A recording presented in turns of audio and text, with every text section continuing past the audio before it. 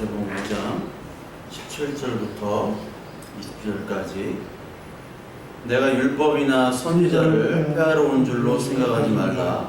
폐하러 온 것이 아니요 완전하게 하려 함이라. 진실로 너희에게 이르노니 천지가 없어지기 전에는 율법의 1.1획도 결코 없어지지 아니하고 다 이루리라.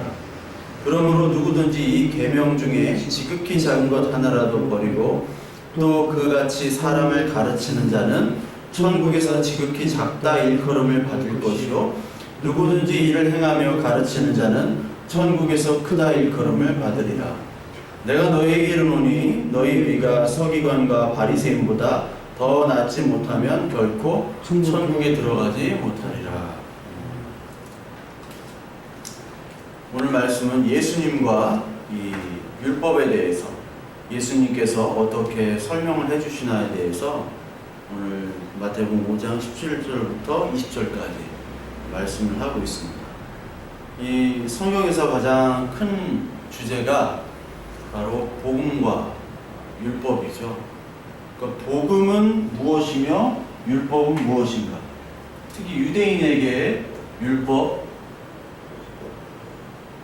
그리고 복음이 있는데 이 율법이라는 것은 유대인에게 선택받은 이스라엘 민족에게 하나님께서 주어진 계명 법이었고 이 복음은 그 이후에 모든 이방인들에게 이제 효력이 있는 것이 바로 복음인데 사실 이걸 둘을 구분하는 것이 아니라 원래부터 복음으로 시작을 한 거예요. 그게 어디 나오죠? 창세기 3장부터 나오죠. 창세기 1장 하나님께서 천지를 창조하신 것부터 원래 이제 복음인데 그 명확한 하나님의 복음, 첫 번째 복음이 창세기 3장 15절에 나오는 그 언약, 첫 번째 언약. 내가 너로 여자와 원수가 되게 하고 내 후손도 여자의 후손과 원수가 되게 하리니 여자의 후손은 내 머리를 상하게 할 것이요 너는 그의 발꿈치를 상하게 할 것이니라 하시고 여자의 후손인 바로 예수 그리스도가 죽음으로 말미암아 우리에게 구원을 주신다는 말씀입니다. 그래서 너는 이 세상은 그의 발꿈치 예수 그리스도의 십자가 못 박혀 죽으시잖아요. 그러니까 이 세상은 예수님에 대해서 발꿈치를 상하게 한다는 게 육체적인 죽음으로 제물로 예수 그리스도를 죽인다는 뜻입니다. 그러나 예수님은 그 죽음으로 오셨잖아요. 그 죽음 때문에 우리가 구원을 받는 그것이 바로 언약이죠. 그러니까 율법은 이 복음의 언약 이후에 나오는 거잖아요. 복음이 벌써 창세기 3장에 나오는 거니까. 창세기 15장이 우리가 또 잘 아는 게 있죠. 창세기 15장으로 넘어가면 창세기 15장 여기 보면 아브라함과 하나님이 언약을 맺는 게 있잖아요.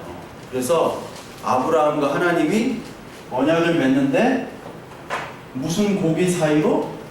고기가 어떻게 돼요? 쪼갠 고기 사이로 하나님이 지나가잖아요. 하나님이. 원래 이 언약은 쪼갠 고기 사이로 서로 계약자들이 둘이 같이 지나가는 거라고 그랬잖아요. 그래서 만약에 이 둘 중에 하나가 이 계약을 지키지 아니하면 너희도 이렇게 쪼갠 고기처럼 내가 죽여버리겠다. 그런데 아브라함과 함께 가야 되는 이 계약을 하나님이 혼자 가신단 말이에요. 왜? 아브라함은 그 행할 능력이 없기 때문에. 복음이 계속 나오는 거예요. 그러니까 복음은 먼저 복음이 난 다음에 율법이 주어진 거죠. 마찬가지로 출애굽기에서도 복음이 나오는 거예요.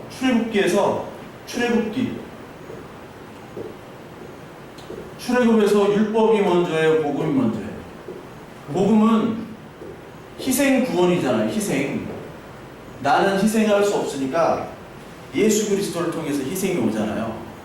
근데 출애굽기 재앙 후에 어떤 절기를 지키나요?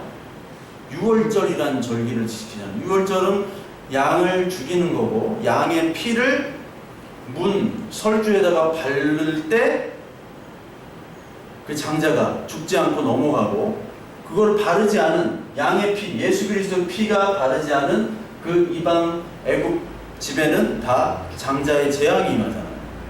그 복음이 먼저, 우리는 아무런 자격이 없는데도 불구하고 하나님께서 우리를 구원해 주신다는 그 복음이 먼저 있은 후에 출애굽기 19장에 비로소 율법이 나오잖아요.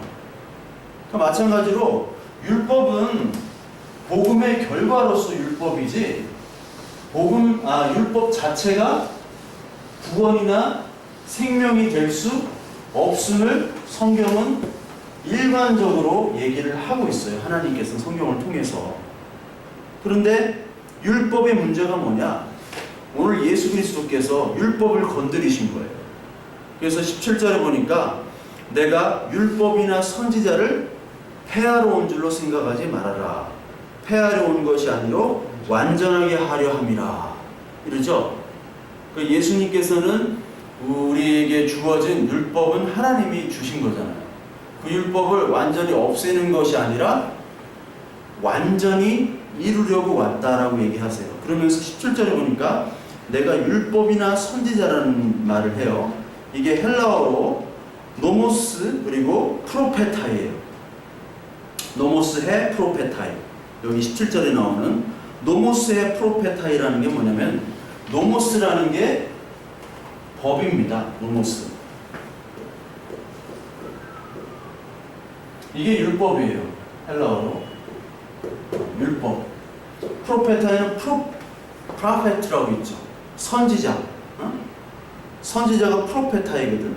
이 선지자와 율법이라는 것은 뭐를 얘기하냐면 구약을 얘기한다고 그랬죠. 구약 성경. 구약 성경. 그래서 누가복음 24장을 한번 보세요. 누가복음 24장. 누가복음 24장의 맨 마지막 44절에 볼게요. 많이 봤던 말씀인데, 내가 너희와 함께 있을 때 너에게 말한 바 곧 모세의 율법과 선지자의 글과 시편의 나를 가리켜 기록된 모든 것이 이루어져야 하리라. 그렇죠? 율법, 모세의 율법과 선지자의 글. 선지자가 바로 예언자잖아요. 프로페타이. 그러니까 노모스해 프로페타이. 노모스와 프로페타이. 율법과 선지자. 이게 항상 세트로 나와요. 율법과 선지자. 이것은 바로 뭐다? 구약 성경이다. 올드 테스트먼트다. 올드 테스트먼트.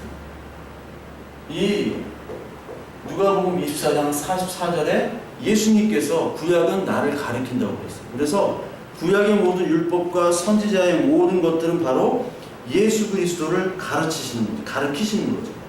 그렇기 때문에 율법이 물론 우리로부터 율법으로부터 자유하잖아요. 자유하는데 율법과 이 예수님이 전한 복음을 이원론적으로 딱 떨어뜨려 놓는 것은 옳지 않습니다. 왜냐하면 율법도 하나님이 주신 거죠. 율법도 하나님이 주신 거고, 복음도 예수 그리스도를 통해서 우리의 죄를 사하여 주신 것도 예수님 하나님이 하신 거고. 근데 이거를 분리해서는 안 되는 거예요. 여기서 예수님께서도 말하셨죠.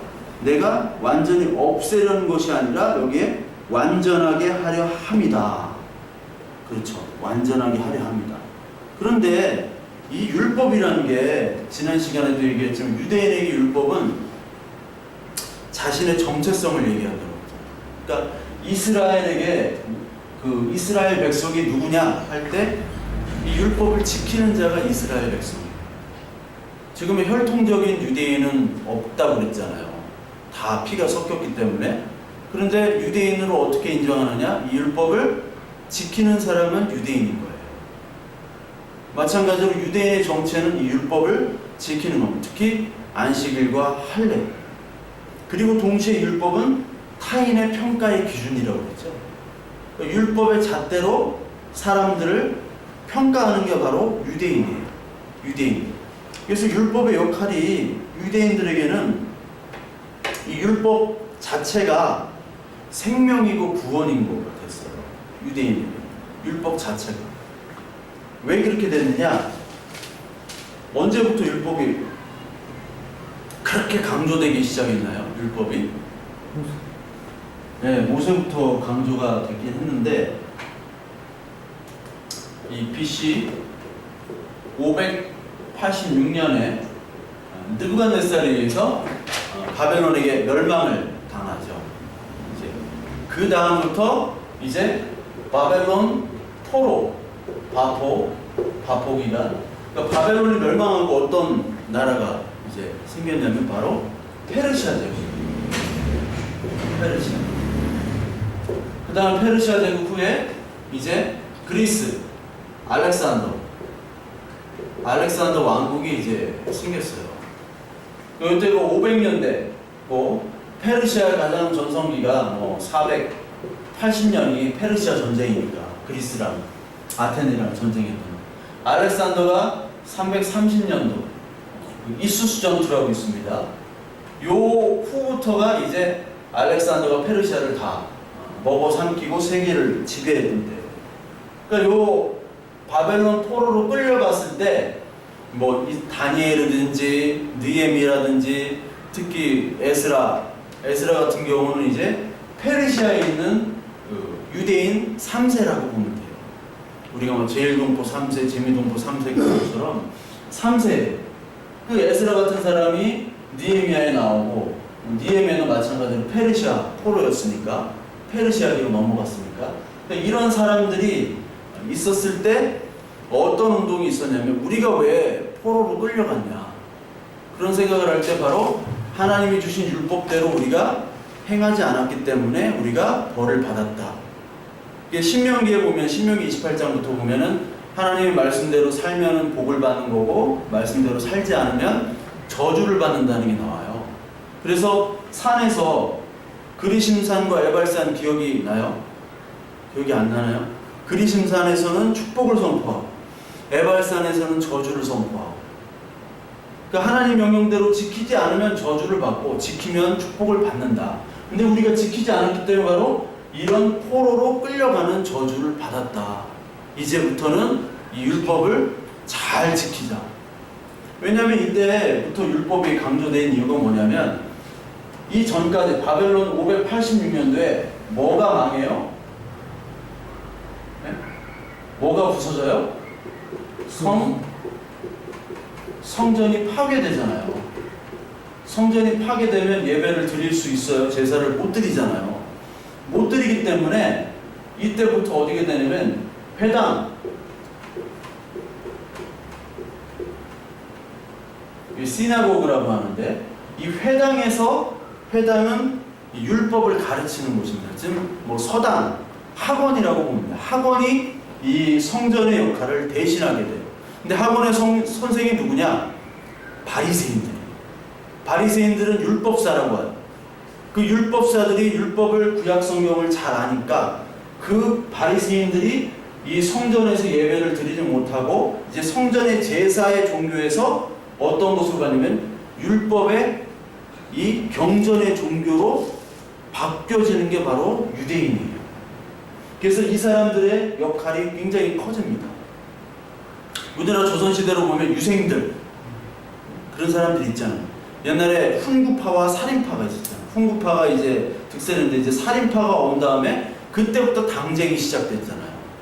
그처럼 살인파, 옛날에 선비였던 그 살인들이 이제 정권을 장악했던 것처럼, 그 전에 이제 그 살인들, 그 지방에서나 활동했던 그 선생들이 바로 이 바리새인들이에요. 회당 중심의 이런 율법 공부하는 것이 바로 이제 예배를 대신하게 된, 제사를 대신하게 된 거죠. 그때부터는 이제 율법을 철저하게 지키는 걸로 이제 바뀌어버리는 게 돼요. 그래서 지난 시간에 그 율법을 하는 것 중에 구전율법이라고 그랬어요. 구전율법. 할라카라고 하는 구전율법. 우리가 뭐 유대인들의 지에서 하면은 탈무의 지에서 탈무드. 유대인의 지에서 탈무드인데, 그 탈무드라는 게 있고 또 미시나라는 게 있고 미드라시라는 것들이 있고 이런 것들은 바로 구전된 율법이에요. 왜 구전됐다고 그랬죠? 율법을? 그러니까 율법, 성문화된 율법을 더 잘 지키기 위해서 이제 구체적인 적용을 하는 것이 바로 구전율법이라고 그랬잖아요. 근데 이러한 구전율법이 성문화가 됩니다. 성문화가 돼버려요. 그래서 탈무드 같은 게 생기고 미드라시 같은 게 생기는 거예요. 할라카도 이제 막 성문화가 돼버려요. 그래서 하나님이 주신 그 모세에게 준 그 율법 이외에 더 덕지덕지 붙여지는 거죠. 그래서 교과서가 중요한데 교과서 가지고는 공부를 할 수가 없어요. 그래서 참고서가 훨씬 더 중요해지죠. 즉 하나님이 주신 율법 이외에 생활 적용한 그 율법들이 이제 우리의 장로의 전통과 유전이라는 말이 있죠. 그것이 바로 예수님 비판했던 장로의 전통과 유전이 그 바리새인들이 덕지덕지 붙여놨던 그 율법서들이에요. 하나님이 주신 것 말고. 그래서 율법은 토라라는 게 있고 미츠바라는 게 있고 미시파트라는, 토라는 이제 전체적인 어떤 율법을 얘기하고 미츠바라는 거는 사회법이에요. 그리고 미시파트는 판결문, 이런 걸로 율법이 되는데 그 이외의 것들로 이제 구체적인 적용을 성문화하게 돼버리죠. 그래서 이 성문화된 구체적인 적용을 누가 더 잘하느냐에 따라서 등급이 달라지고 누가 더 잘하느냐, 그것을 온전하게 지키는 자만이 하나님의 나라, 하나님 자녀, 구원을 얻게 된다, 천당 간다 라고 했던 거예요. 그렇기 때문에 20절, 우리가 5장 20절에 예수님이 이런 말씀을 하죠. 내가 너희에게 이르노니 너희 의가 서리새인 서기관과 바리새인보다 더 낫지 못하면 결코 천국에 들어가지 못하리라. 바리새인과 서기관은 그 율법들을 조목조목 그 조항들을 다 지켰는데 그것조차 지키지 못했던 많은 사람들에게 이 바리새인들과 서기관이 지키는 그 조목조목 작은 것까지도 다 지키는 그들보다 더 나은 의를 가지지 않으면 천국에 들어가지 못한다는 말을 했을 때 그 많은 사람들은 아니 그러면 누가 천국에 들어갑니까? 아무도 들어갈 사람이 없네요 라고 할 수밖에 없죠. 즉 이 20절은 다음 시간에 얘기해야 될 텐데 20절은 뭐냐면 바리새인의 의와 그리고 하나님이 이야기하는 의는 다르다는 거예요. 바리새인 서기관들이 아무리 열심히 그 율법 조항들을 만들어서 열심히 지킨다 하더라도 하나님 그것을 치지 않는다는 겁니다. 제로로 인정한다는 거예요. 인정조차 하지 않는다는 거예요. 7장에도 주여 하는 자마다 다 들어가지 않는다고 그랬죠. 주의 이름으로 뭐 여러 가지 하잖아요. 귀신도 고치고 선지자 노릇도 하고 그리고 많은 권능을 행하는데 내가 너희를 도저히 알지 못한다. 썩 꺼져라. 물러가라. 이렇게 얘기를 하시는 이유는 바로 뭐냐면 너희의 의로운 행위들이라고 했던 모든 행위들, 그것들을 내가 인정하지 않겠다. 왜냐하면 유대인들의 구원의 그 방법은 율법을 잘 지키는 거였기 때문에. 근데 하나님은 예수 그리스도를 통해서 이 율법을 온전케 하시러 보내셨잖아요. 즉 율법은 이제 사라지는 것이고 실체인 예수 그리스도를 통해서 율법이 완성이 되는 건데, 율법으로 모든 것들을 다 할 수 있을 뿐만 아니라 하나님을 깨닫고 하나님을 알고 하나님 아는 유일한 통로이자 동시에 구원의 방법으로 얘기한다면 예수 그리스도의 십자가의 일은 소용이 없겠죠. 즉 예수님이 오실 이유가 없는 거예요. 그래서 이 율법 자체를 가지고 구원의 통로와 하나님의 교제의 방법으로 이 유대인들은 생각을 했던 거예요. 그것만이, 율법을 지키는 것만이 하나님을 아는 것이다. 교제의 유일한 방법이었어요. 그렇기 때문에 그 바리새인이었던 바울이 처음에 기독교를 어떻게 생각하냐면 사교 집단이라고 생각했겠죠. 그리고 많은 바리새인들과 예수님이 이 율법서 아니 복음서에는 다 바리새인과 예수님의 논쟁이 많잖아요. 율법을 지키냐 안 지키냐. 예수님에게 너는 왜 율법을 안 지키냐? 안식일도 안 지키냐?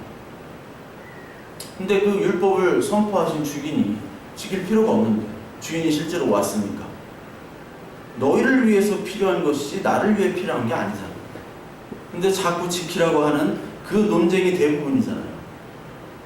이 율법 자체를 가지고 이 바리새인들은 그리고 바울까지도 율법 자체를 가지고 사람들을 판단했어요. 그래서 기독교가 사교 집단이라고 인식을 한 거죠.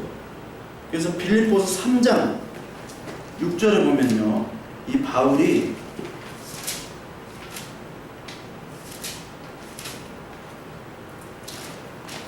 (3장 6절) 5절부터 나는 8일 만에 할례를 받고 이스라엘 족속이요 베냐민 지파요 히브리인 중에 히브리인이요 율법으로는 바리새인이요 열심으로는 교회를 박해하고 율법의 의로는 흠이 없는 자라. 흠이 없대요, 율법에. 그러나 무엇이든지 내게 유익하던 것을 내가 그리스도를 위하여 다 해로 여길 뿐더러 또한 모든 것을 해로 여김은 내 주 그리스도 예수를 아는 지식이 가장 고상하기 때문이라. 내가 그를 위하여 모든 것을 잃어버리고 배설물로 여김은 그리스도를 얻고 그 안에서 발견되려 함이니 내가 가진 의는, 여기 의가 나오죠. 율법에서 난 것이 아니요 오직 그리스도를 믿음으로 말미암은 것이니 곧 믿음으로 하나님께로부터 난 의라. 즉 의라는 것은 율법으로 의가 생기지 않는다는 거죠. 절대로 의로움이 될 수 없는 거예요. 근데 이 유대인들은 율법을 통해서 이방인과 자기들을 구분했어요. 그리고 구원받을 자와 구원받지 못한 자들을 구분하고 그리고 천한 자와 귀한 자를 구분했어요. 의로운 자가 의롭지 못한 자를 구분했어요. 그래서 예수님께서 바리새인보다 그 의보다 더 낫지 않은 천국에 들어갈 수 없다라고 얘기했을 때 많은 율법사들, 이 바리새인들은 내가 저런 사람들하고 저런 죄인들과 같지 아니하여 내가 금식하고 기도하고 내가 그랬다, 부지하고 그랬다. 그런데 세리 창녕 죄인들은 하늘을 우러버 보지 못하고 그랬잖아요. 부끄러워서 기도조차 할 수 없었던 사람들이 바로 죄인들이었고, 그 바리새인들은 나는 이러이러한 것들을 했습니다. 하나님 나 착하고 의롭지요? 라고 했던 사람들이에요. 그러니까 이 판단 자체가 바로 율법이고 율법이 구원의 하나의 도구였던 거죠. 근데 이 구원의 도구였던 이 율법을 하나님은 다 부인하셨잖아요. 왜요? 율법은 저주 안에 있기 때문에. 저주 안에. 자, 갈라디아서 한번 볼게요. 갈라디아서 3장 10절. 갈라디아서 3장 10절입니다. 무릇 율법 행위에 속한 자들은 저주 아래 있나니 기록된 바 누구든지 율법책에 기록된 대로 모든 일을 항상 행하지 아니하는 자는 저주 아래 있는 자라 하였습니다. 자, 율법책에 기록된 대로 모든 일을 항상 해야 돼요. 그걸 어떻게 모든 일을 항상 해요? 항상 잘할 수 있나요?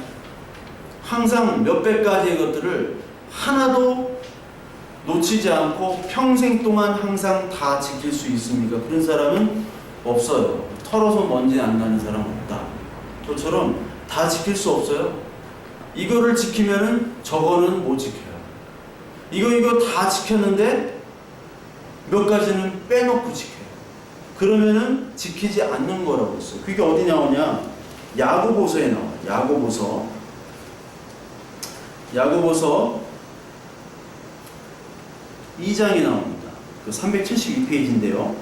만일 너희가 야고보서 2장 9절에 만일 너희가 사람을 차별하여 대하면 죄를 짓는 것이니 율법이 너희를 범법자로 정죄하리라. 누구든지 온 율법을 지키다가 그 하나를 범하면 모두 범한 자가 되나니. 여기 나오죠? 율법을 지키는데 하나만 안 지켜도 모두 안 지킨 자가 되는 거예요. 다윗이 살인하고 간음하면서 제사를 드렸어요, 안 드렸어요? 제사를 드렸잖아요, 성막에서. 살인하고 간음죄가 아니라 다윗은 10계명 1계명부터 10계명까지 다 어긴 거예요. 다 어긴 거. 그러니까 우리는 도둑질했습니다, 간음했습니다, 뭐 살인했습니다. 살인만 했고 다른 건 안 했어요 하면 그래, 너는 살인만 안 했구나. 그러니까 넌 의롭다는 게 아니라 살인하는 생각만 해도 하나님은 이 율법을 지키지 아니하는 자라고 얘기를 하셨잖아요. 산상수훈에서. 마찬가지로 마음으로 생각한 것까지 다 보셨을 때 율법을 다 지킬 수 있는 사람은 아무도 없다는 것이죠. 11절에 간음하지 말라 하신 이가 또 살인하지 말라 하셨은즉 내가 비록 간음하지 아니하여도 살인하면 율법을 범한 자가 되느니라. 조금이라도 하나라도 지키지 않냐면 우린 율법을 지킬 수 없어요. 그러니까 그 자체가 바로 죽음이 있는 거예요. 왜? 죄의 결과, 그 삭슨, 뭐라고 그래요? 사망. 우리의 죽는 이유는 죄를 졌기 때문에 죽잖아요. 그렇기 때문에 죽음 아래에 있는 우리는 저주라는 거예요. 저주. 따라서 저주 안에서는 아무도 죽음으로부터 해방될 수도 없고 생명을 알 수도 없고 의인이 될 수도 없다는 거죠. 율법은 뭐로부터 났어요? 아까 사도 바울이 믿음으로부터 난 구원은 믿음으로부터 난 의라고 그랬잖아요. 율법이 아니라. 여기서도 마찬가지로 3장 11절에 또 하나님 앞에서 아무도 율법으로 말미암아 의롭게 되지 못할 것이 분명하니 이는 의인은 믿음으로 살리라 하였습니다. 율법은 믿음에서 난 것이 아니니 율법을 행하는 자는 그 가운데서 살리라 하였느니라. 그리고 갈라디아서 다음 장 4장 9절에 보면 4장 9절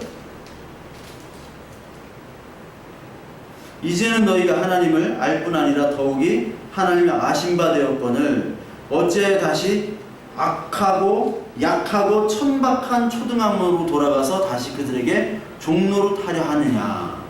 이건 바로 뭐냐면 예수 그리스도가 우리의 구원자로 오셨는데 왜 율법을 지킴으로 구원을 얻는다고 다시 하느냐. 즉 율법의 역할은 초등학문이에요. 여기 옛날에 성경은 몽학선생이라고 했어요. 몽학선생. 파이다고고스라고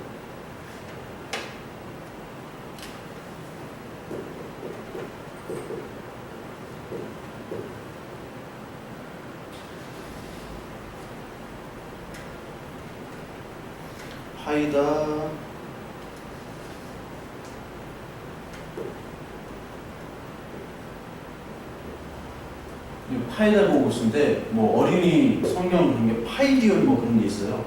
이 몽학 선생, 초등학문 선생이에요. 몽학 선생이 뭐냐면 똑똑한 종이 주인집 아들을 가르치는 거예요. 언제까지? 성인이 되기 전까지만. 그때는 선생으로 인정을 해주는 거예요. 그러나 성인이 된 후부터는 이제 다시 종으로 돌아가요. 아무 효력이 없어요.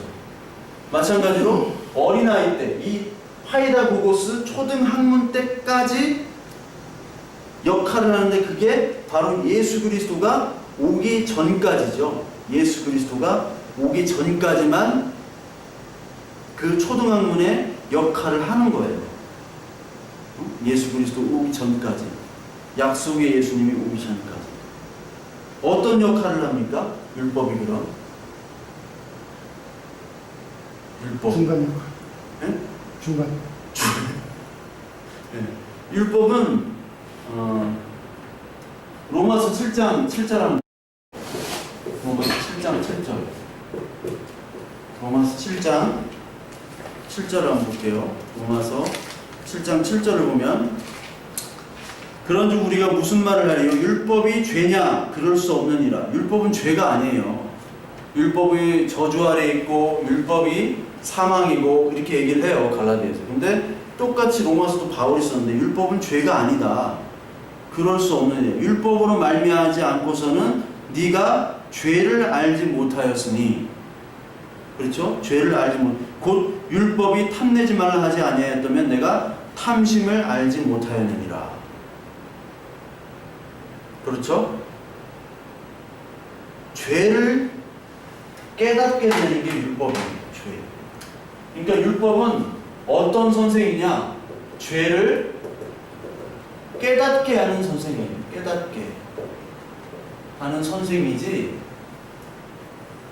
왜? 율법을 지키면 지킬수록 지킬 수 없는 거구나. 내가 죽음 아래에 있구나. 내가 이것을 다 지킬 수 없구나. 보이지 않는 하나님을 어떻게 우리가 사랑한다면 막 지켜요. 이 바리새인들은 하나님 사랑합니다 하고 막 사랑합니다 하고 막 이렇게 하고 열심히 지켰단 말이에요. 근데 우리 인간도 인간을 사랑을 못 하잖아요. 근데 보이지 않는 하나님을 어떻게 사랑해요? 뭐 카톡 메시지에 주님 사랑합니다 막 쓰는 어떻게 사랑할 거지? 보이는 사람도 사랑을 못 하잖아요. 응? 안 그래요? 보이는 사람 사랑을 제대로 못 하고 우리 부모 형제도 제대로 사랑을 못 하는데 보이지 않는 하나님을 어떻게 사랑해요? 그래서 보이지 않는 하나님이니까 어떻게든지 보이는 율법으로 사랑을 하려고 하는 거예요. 그게 바로 신성모독이에요. 그게 왜? 보이지 않는 하나님, 형체가 없는 하나님을 형체 있는 것으로 만든 것이 바로 우상이고 신성모독이거든요. 그러니까 자기 수준에서 하나님을 생각하고 자꾸 그것을 강요하는 거예요. 제가 얘기했잖아요. 그 집으로에서 할머니 그 손자는 자꾸 이게 치킨 튀긴 그 닭을 먹고 싶어 하는데 할머니가 어떻게 튀기면 알아요? 치킨은 어떻게 알아? 시킬 수도 없고. 닭은 무조건 백숙이야. 무조건 갖다 주는데 갖다 줄수록 화가 나는 거예요. 그러니까 우리가 율법을 그 바리새인들이 지키면 지킨다고 할수록 하나님은 화가 나는 거예요. 왜? 자기 수준대로. 부인은 오늘도 우리 영희가 생일인 거예요. 부인은 루비통 가방을 원하는데, 응? 남편이란 게 사진이나 그렇게 묻는 사진이나 보내고 명품보다 더 좋은 남편이 있잖아. 열 받는 거지. 원하는 거를 자기 수준에서만 계속 생각을 하고 그것을 갖다 줄수록 더 화가 나는 거예요.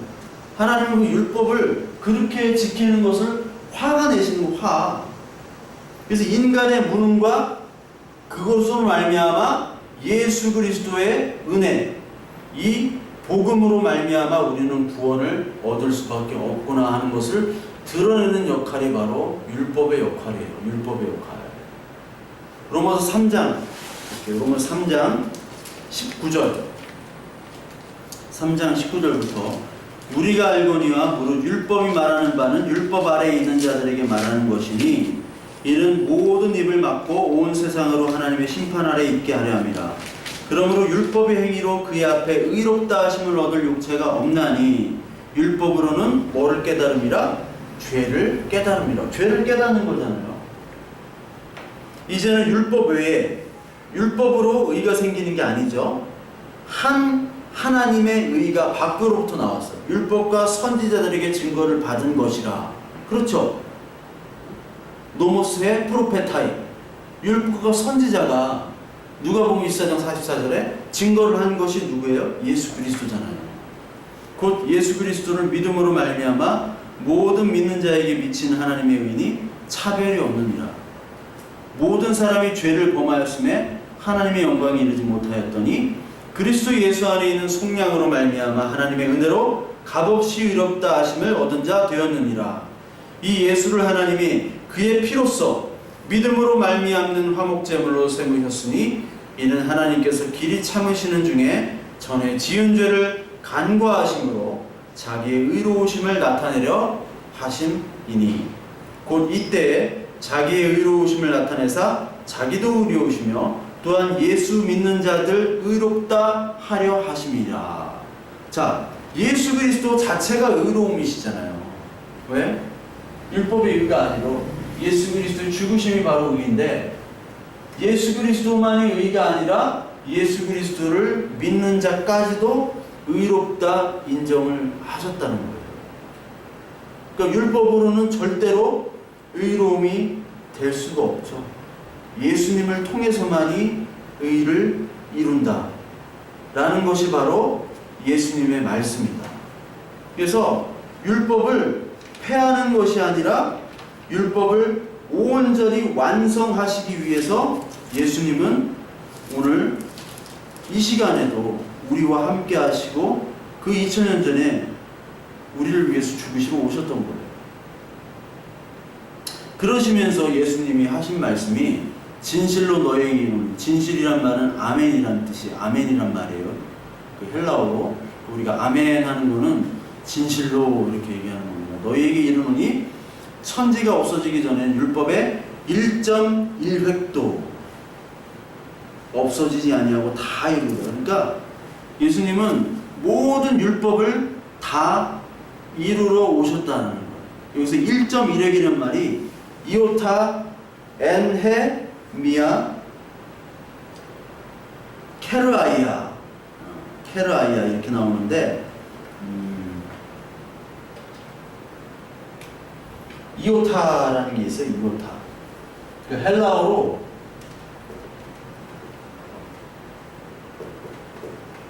이게 이오타인데, 이오타가 이렇게 써요. 그냥 이렇게 쓰는데 그 수학에서 허수를 쓸 때 이렇게 I를 쓰죠. 이게 이오타예요. 이오타가 이 헬라어에서 가장 작은 1점으로 해석됐어요. 1점. 그러니까 알파벳 중에 가장 작은 거예요.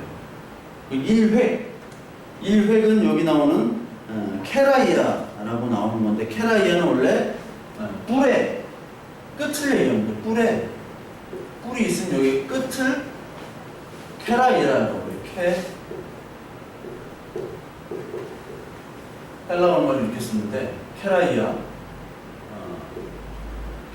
이 뿔의 끝, 즉 그냥 이렇게 할 때 우리가 그 히브리 말이나 헬라어 할 때 뭐 이렇게 히브리어 이렇게 쓰는 거 있죠.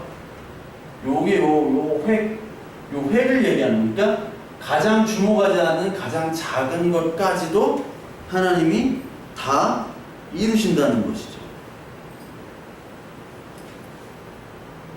그리고 19절에 그러므로 누구든지 이 계명 중에 지극히 작은 것 하나라도 버리고 또 그같이 사람을 가르치는 자는 천국에서 지극히 작다 이 일컬음을 받을 것이요 누구든지 이를 행하며 가르치는 자는 천국에서 크다 일컬음을 받으리라. 이 말이 뭐냐면, 이 말이 뭐 참 어려운 말처럼 돼 있는데,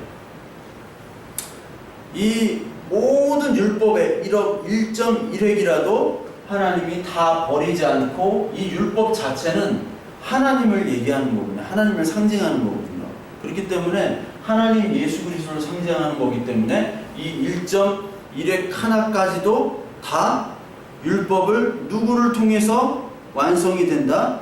예수 그리스도를 통해서 완성이 된다라는 거예요. 근데 이것을 모르고 잘못 가르치는 자들, 잘못 가르치는 자들이 대표적으로 바리새인들이죠. 가르치는 자는 천국에서 지극히 작다 일컬음을 받는다는 겁니다. 이게 천국으로 간다는 얘기가 아니라 이제 천국에서는 작은 자, 큰 자가 없어요.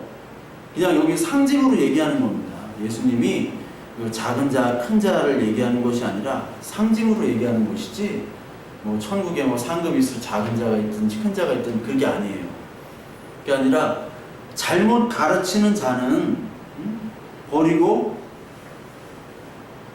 다른 것들을 가르치는 자는 하나님으로부터 이 천국의 모습들을 볼 수 없다라는 것을 예수님은 얘기하고 계십니다.